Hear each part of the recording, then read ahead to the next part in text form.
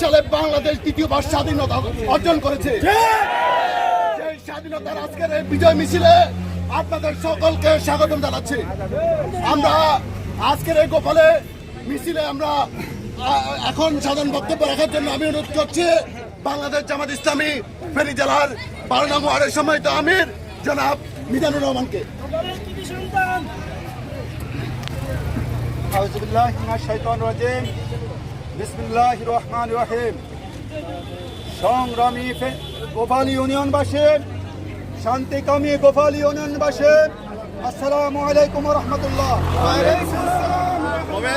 সংগ্রামী এলাকাবাসী, আমরা 1971 সালে স্বাধীন হয়েছিলাম পাকিস্তানের হানাদার বাহিনী থেকে।